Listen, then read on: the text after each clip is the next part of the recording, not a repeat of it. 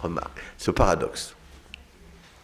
Le deuxième point sur lequel je voudrais dire quelques mots, je vais l'illustrer par ce qui a semblé être une polémique, qui à mon avis ne méritait pas d'en être une, qui a opposé en France deux points de vue principaux. On a vu surgir il y a à peu près un an et demi dans le débat public, l'idée qu'il fallait choisir. Ou bien vous êtes du côté de ceux qui pensent que le terrorisme, c'est d'abord une question de religion, ou bien vous êtes du côté de ceux qui pensent que le terrorisme, c'est d'abord une question de radicalisation.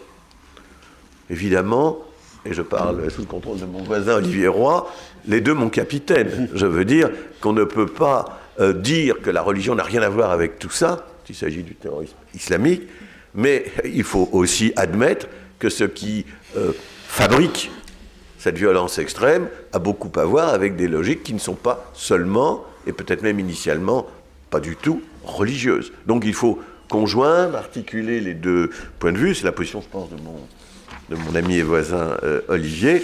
Et donc, voilà. Mais c'est intéressant, parce que cela nous invite à réfléchir à des oppositions théoriques que nous allons être amenés, peut-être, à mieux formuler, à mieux découvrir. L'articulation des deux points de vue n'est peut-être pas non plus si évidente ou si facile que ça à construire. Et j'ajoute tout de suite, autre tension, mais qui est très complémentaire de celle que je viens d'évoquer, nous devons construire nos analyses dans une perspective qui tient compte de l'espace. En France, écoutez même, pensez même à ce que nous avons entendu ce matin.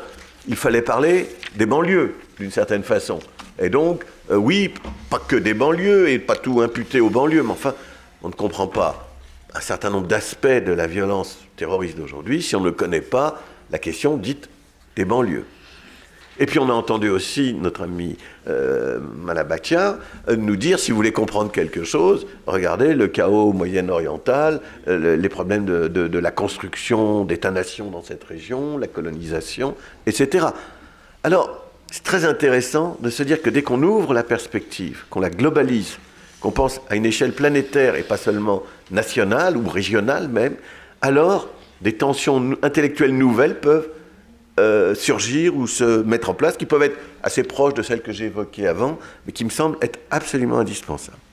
Et donc, comment on analyse, comment on hiérarchise, comment on articule, comment on intègre, comment on circule, et je crois que c'est l'idée qui me convient le mieux finalement, comment on circule entre diverses perspectives. Je ne dis pas que Eric ou que Mala, tout seul a raison, mais je dis qu'il est bon qu'ils puissent aujourd'hui s'être rencontrés. Et donc, il me semble que nous devons, je vais le dire dans un autre vocabulaire, réfléchir de manière globale et en sachant qu'il y a toutes sortes de registres qu'il faut mettre en œuvre et que ces registres ne pèsent pas de la même façon selon le point de vue territorial ou spatial dans lequel on se pose. Alors, je l'ai dit et je voudrais vraiment le dire avec beaucoup de force, nous ne nous intéressons pas seulement au terrorisme et encore moins seulement au terrorisme islamique. Nous lui accordons évidemment une place importante, mais nous nous intéressons à différentes parties du monde. Et c'est en particulier une des grandes originalités de cette démarche que de dire qu'est-ce qui se passe quand des chercheurs qui connaissent bien l'Amérique latine, les guérillas, les dictatures, la sortie des guérillas, la sortie des dictatures, mais aussi les difficultés de l'État à se construire dans cette partie du monde. Qu'est-ce qui se passe quand des chercheurs qui connaissent bien cette partie du monde rencontrent des chercheurs qui, eux, connaissent bien les questions du Moyen-Orient? Est-ce qu'ils n'ont pas des choses à s'apprendre les uns les autres, des manières de poser les problèmes? C'est pas simplement de dire il y a eu tel truc qui a marché en Colombie, donc il faudrait l'appliquer en Syrie. Non, évidemment pas. Mais de mettre ensemble des modes d'approche et des analyses pour voir ce que l'on peut en tirer d'utile, j'ai envie de dire, des deux points de vue. Et ici, je voudrais dire un mot qui ouvre un débat un peu compliqué, donc je vais juste l'entrouvrir.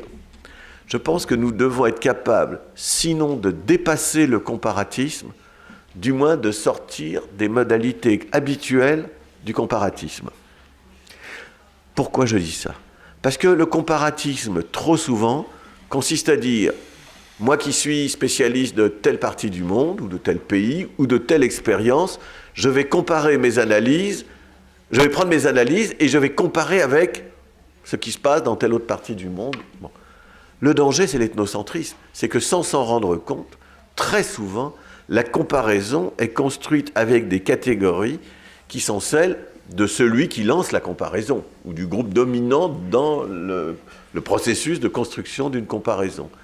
Et donc, je pense qu'il vaut mieux penser un peu autrement et se demander comment construire, effectivement, des démarches comparatives qui soient aussi des démarches globales, c'est-à-dire des démarches qui ne privilégient pas un point de vue, disons, ethnocentrique, qui serait celui d'une partie du monde ou d'un type de pensée.